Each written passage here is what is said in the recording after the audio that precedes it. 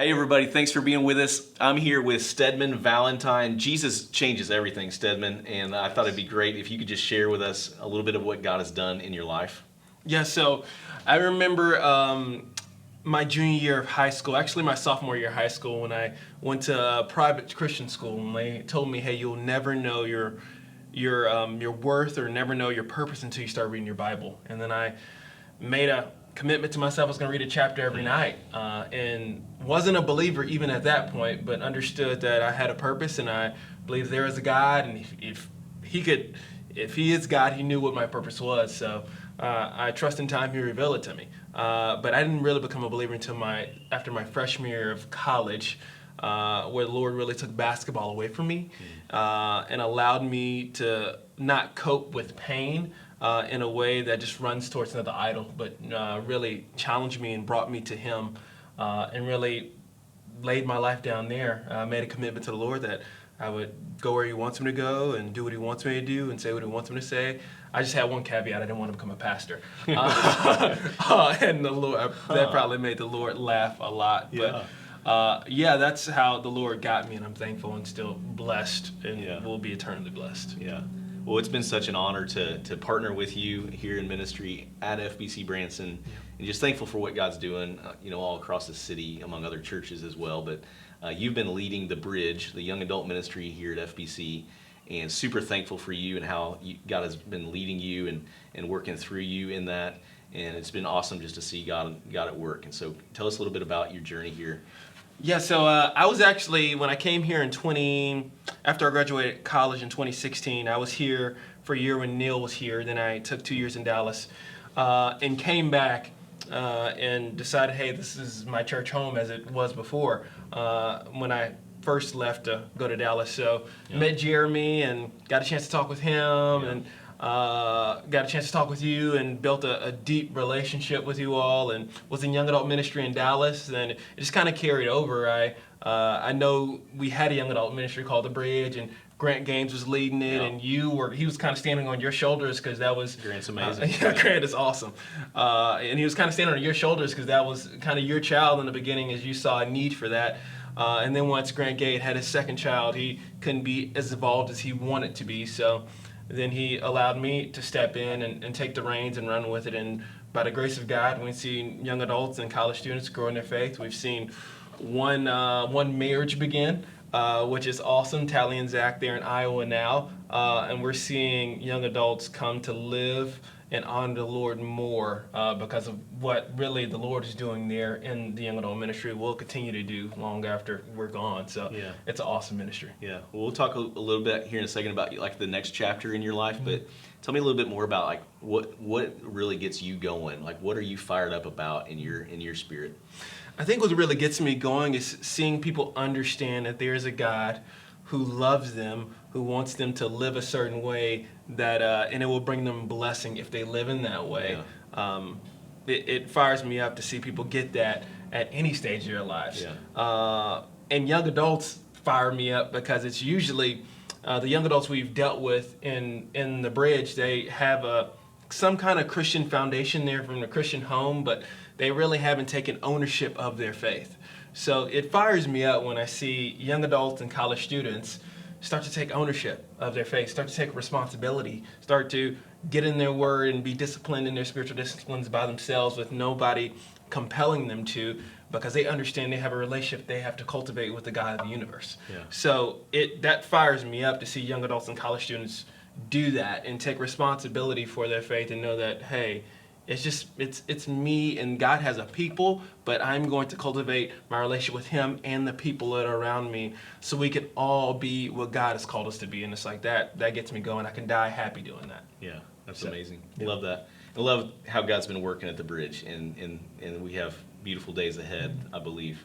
And we also have a new chapter for you in Haley. Share with us about, if they haven't heard yet, what is next, what God's calling you to do. So I preached on March 28th, and a guy approached me after, and I found out later he was the president of Southwest Baptist University, and he was looking for a campus pastor and director of discipleship. And we had opportunities that we had shut down because we felt like the Lord had called us here, but we felt like we should really explore this one. And by We believe God's grace. We believe that this was a door we're supposed to walk through. What I'm going to be involved with at SBU is I'm going to be involved with, first and foremost, creating a culture of discipleship amongst the student body, whether that be community groups or deeper dives into what God would reveal through His Word, and trying to disciple students so they may look more like Jesus. There are a lot of institutions, even around the world, college institutions that are kind of floating away from the faith and floating away from really reality. And my job is to make sure our student body doesn't do that, along with the rest of the staff here and faculty, and being the campus pastor. Also, I'll be involved with everything chapel as far as speaking and teaching in chapel and hosting our chapel speakers who are coming in the fall and the spring, and making sure they're set up to give their talks and interact with the student body. I know we have, I think, John Piper coming in August, and John Piper coming in the fall, Matt Chandler coming in the fall. This is from our president, because he has those connections, because his upbringing was kind of in the church world.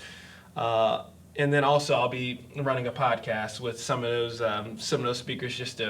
We're trying to build a kind of a repository of encouraging stories for others to see what the Lord is doing in the ministry of other people and understand what the Lord is doing at SBU. So we'll kind of be running with that in August. We haven't found a name for it, but I think that'll be an awesome opportunity.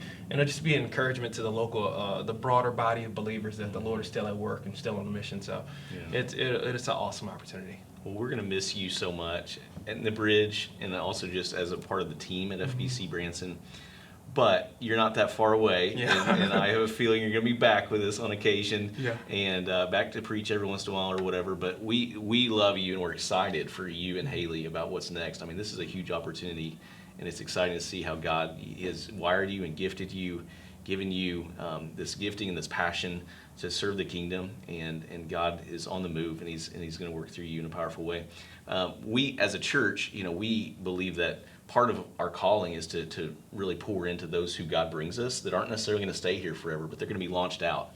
And so speaking to that a little bit about what that's been like to be under Pastor Jeremy's leadership, and our heart to send out leaders to make a difference in the kingdom elsewhere. Yeah, I haven't been in many places, and it's hard for me to even think about one, maybe Watermark, but I've been invested in more than here. Jeremy and yourself have taken me under your wing and given me opportunity, taken me to Colorado to teach me how to teach the Old Testament from an expositional standpoint. We went through run-throughs and talked about, hey, what to say and what not to say as far as with each message, and giving me feedback on how I do things, and giving me ideas even about the Bridge and what works best for discipleship. So I think there's a strong culture here for which you and Jeremy have built up, for saying that, hey, we have young people here, they're not going to be here forever. And if they are here forever, glory be to God. But if we look at the past couple of years, they come here and they don't plan to stay. So how can we make a gospel imprint on their lives? And I know I've been blessed by the gospel imprint you and Jeremy have made on my lives, and how much you've invested in me. And I look forward to seeing how you're going to continue to still build that culture of investment in younger adults and college students, knowing that, hey, we only have a short amount of time. How can we make a big impact so they can make a big impact for the kingdom? So I think I've been set up well here to make a big impact in the kingdom, from being under your leadership and Jeremy's leadership. Yeah, in some ways you're an example of what we want to see happen more and more, of really people that are here for a little while be encouraged and empowered and given ministry opportunities and opportunities to grow, and then be sent out to make an even bigger impact for the kingdom of God wherever God's sending them out. So we're excited for you, excited for SBU, what's going to happen there, and the Lord's still on the move at the Bridge. And so we're thankful for all that you've done. I want to thank you publicly for all your efforts to impact students and young adults in this community. So thank you. You're welcome. You're welcome. We love you, Stedman. Love you more. Thank you, church. We love you. We'll see you soon. Jesus changes everything.